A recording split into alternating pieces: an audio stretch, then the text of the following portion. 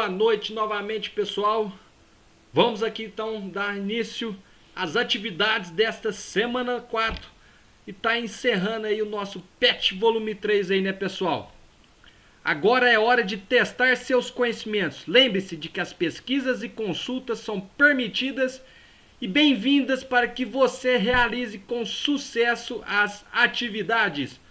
Observe a imagem ilustrativa. Então a gente tem aqui, pessoal, essa imagem ilustrativa nos mostrando como de forma diferente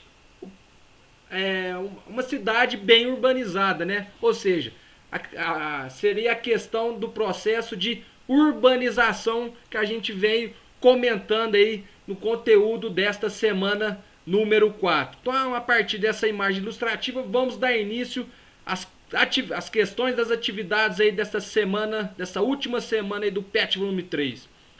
Explica o que é o processo de urbanização. Pessoal, o processo de urbanização nada mais é que o avanço das cidades, né?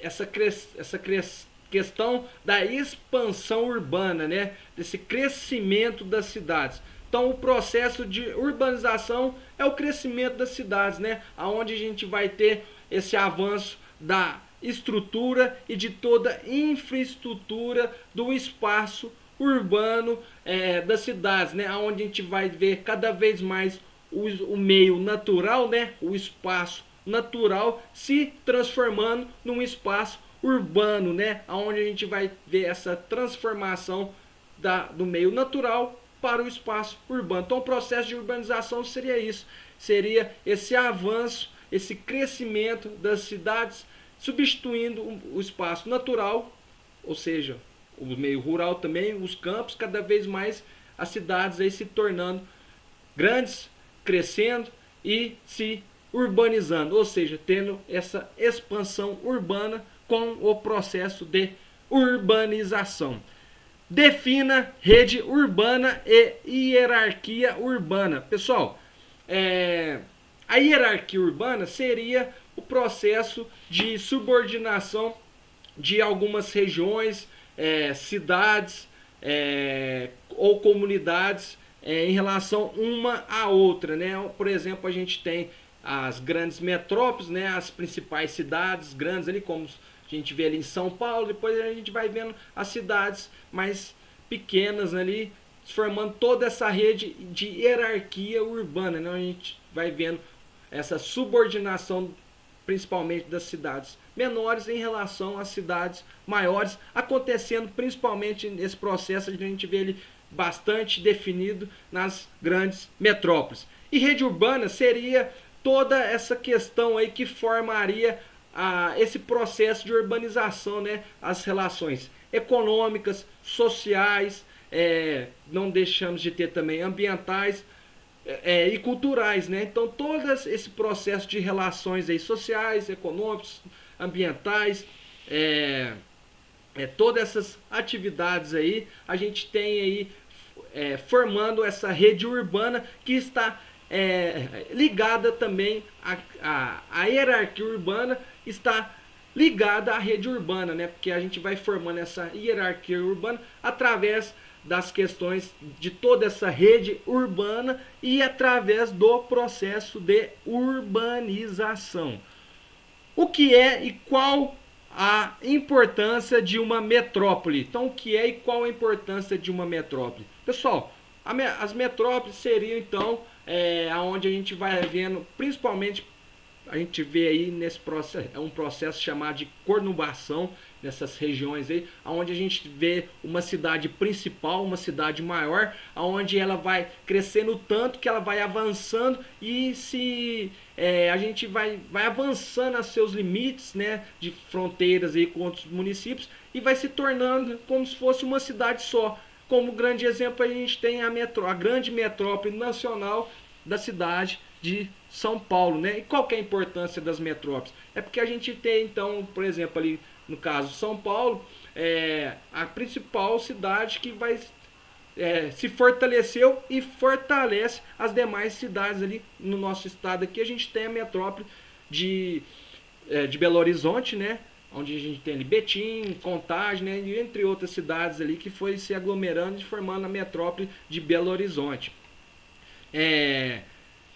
Atividade número 4. Faça uma pesquisa e cite as principais regiões metropolitanas do Brasil.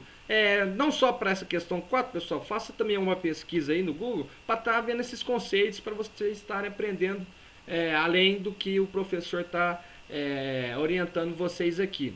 Então, faça uma pesquisa e cite as principais regiões metropolitanas do Brasil. O professor já falou uma aí, temos a região metropolitana de São Paulo, já falou outra, Belo Horizonte, Rio de Janeiro, Manaus, Recife, do Rio Grande do Sul, lá, Porto Alegre. Então a gente tem aí várias, são mais ou menos, dependendo de onde vocês pesquisarem, vocês vão estar encontrando de 9 a 11 grandes regiões metropolitanas no Brasil. Já citei aqui algumas, façam uma pesquisa para estar terminando de responder essa questão número 4.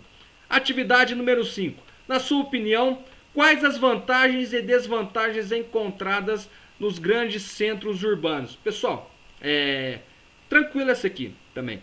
Faça uma pesquisa para estar vocês vendo aí quais são as vantagens e desvantagens encontradas nos grandes centros urbanos.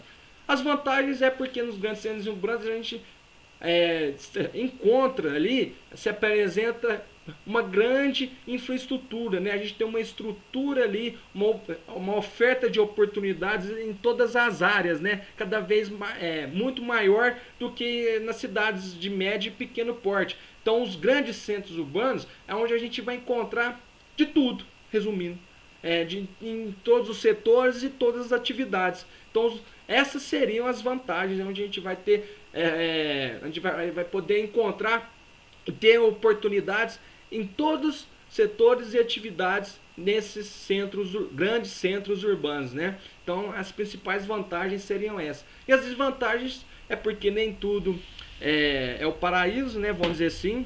Nem tudo é só alegria nesses grandes centros urbanos. Infelizmente a gente vê aí, a gente encontra em sua grande maioria da população uma grande desigualdade social. Essa maioria da população passa dificuldades, né, por conta de questões de um processo de urbanização desorganizado, né, que a gente não teve um planejamento, a sua grande maioria do nosso território brasileiro, e na formação desses centros urbanos, as desvantagens seriam essas, né, porque a gente viu ali, vivencia uma grande desigualdade social, onde essa oferta de toda essa infraestrutura e estrutura aí, seja em todas as atividades e setores, não são para todos, né? A gente tem a grande maioria da população, às vezes, não conseguindo ter essas oportunidades diante de toda essa estrutura que a gente encontra nos grandes centros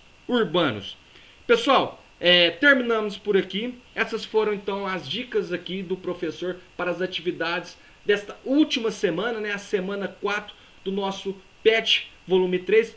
Encerramos aqui mais um ciclo, né? Terminamos mais uma apostila aí que o Estado encaminhou para nós, professores, que está trabalhando com vocês, nossos alunos. Fico aguardando então o retorno de todos vocês das atividades aí desta semana, para que vocês tenham aí a carga horária exigida completada e no final do ano tenham um ano letivo positivo. Desculpe então as falhas do professor, espero ter contribuído bastante para vocês estarem realizando aí as atividades. Desejo uma semana abençoada e iluminada para cada um de vocês. Um abraço a todos, fiquem com Deus e tchau, tchau.